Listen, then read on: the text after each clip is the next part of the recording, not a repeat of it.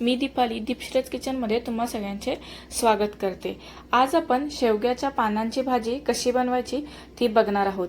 ही एक रानभाजी आहे आणि खायला अत्यंत टेस्टी अशी लागते आणि ह्याच्यामध्ये खूप सारे असे जीवनसत्व आहेत जे आपल्या शरीरासाठी खरंच खूप उपयुक्त आहे आणि ही भाजी आवर्जून खावी, सगळ्यांनी आवडीने खावी। तर आता ही भाजी कशी बनवायची एकदम साध्या सोप्या पद्धतीने ते मी तुम्हाला दाखवणार आहे। चला तर मग आता रेसिपीला सुरुवात करूया। शेवग्याच्या पाल्याची भाजी बनवण्यासाठी येथे सगळ्यात पहिल्यांदा मी एक जोडी शेवग्याचा पाला घेतला आहे आणि एक जोडीमध्ये 2 माणसं खातील एवढी भाजी होते। तर आता सगळ्यात पहिल्यांदा आपल्याला ही भाजी साफ करून घ्यायची आहे। त्याकरता ह्या भाजीची जी पानं आहेत ती आपल्याला काढून घ्यायची आहेत। तर सगळ्यात पहिल्यांदा आपण भाजी साफ करून घेऊया। जसं मी तुम्हाला व्हिडिओमध्ये दाखवते त्या प्रकारे ह्या भाजीची अशी पानं आहेत ती काढून घ्यायची। ही रानभाजी आहे आणि रानभाज्या आपल्या शरीरासाठी खूप चांगल्या असतात, त्याच्यामध्ये खूप सारे जीवनसत्व असतात।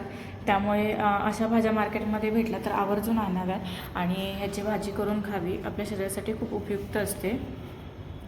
आता इथे मी भाजी पूर्णपणे साफ करून घेतली आहे आणि ह्याला पाण्यामध्ये टाकून ठेवलं आहे। एक 5 ते 10 मिनटं ही पानं आहेत ती पाण्यामध्ये टाकून ठेवायची, जेणेकरून त्याच्यावर काहीतरी माती बसली असेल, धूळ असेल तर ती निघून जाईल।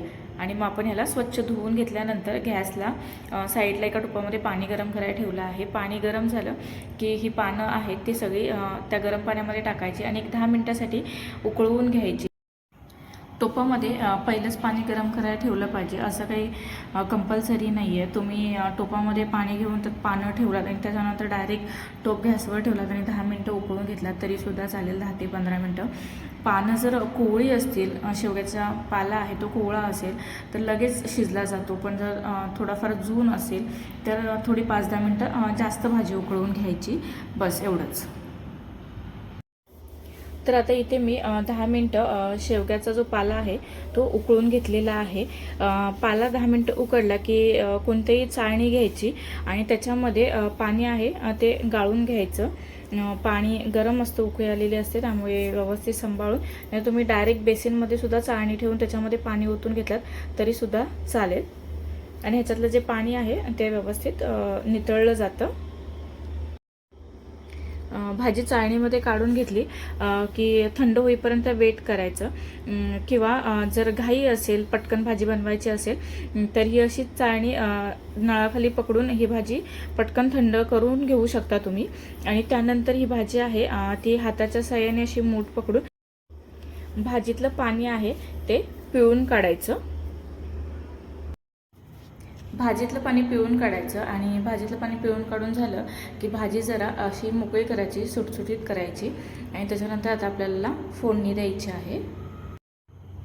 भाजी पिळून झाली की हाताच्या साहाय्याने व्यवस्थित सुटसुटीत करून घ्यायची आणि त्याच्यानंतर गॅसवरती तवा तापायला ठेवायचा, तवा किंवा कढई काही चालेल, आणि त्याच्यामध्ये तेल टाकून घ्यायचं।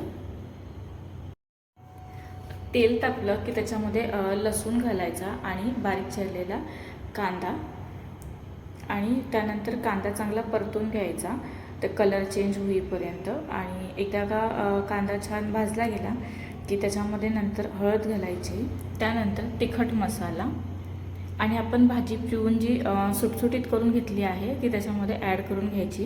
ह्याच्यामध्ये मी ओलं खोबरं किंवा कोणत्याही प्रकारची डाळ घातलेली नाही आहे, कारण की अशा भाज्यांमध्ये मोस्ट ऑफ टाईम खूप लोकांना सवय असते खोबरं पण घालतात, वेगवेगळ्या प्रकारच्या डाळी पण घालतात, कोणी चणा डाळ घालतं, कोणी तूर डाळ घालतं, कोणी मूग डाळ घालतं।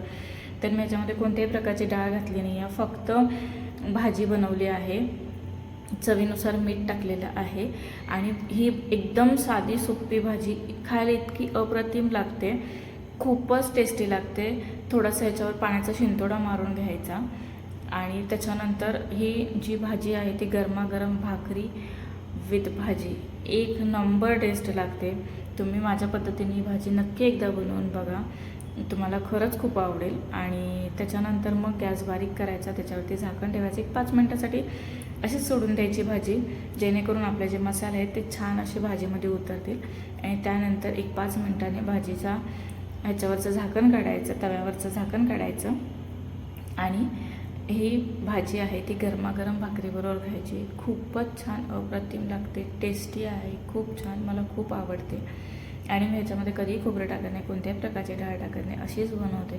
तुम्ही पण ह्या पद्धतीने नक्की एकदा बनवून बघा आणि गरम गरम भाकरीबरोबर खाऊन बघा कशी लागते, मला नक्की सांगा. आणि हा जर माझ्या पद्धतीने बनवलेली भाजी तुम्हाला आवडली असेल तर कमेंट करून नक्की सांगा. व्हिडिओला लाईक करा, शेअर करा, सबस्क्राईब करा. थँक्यू.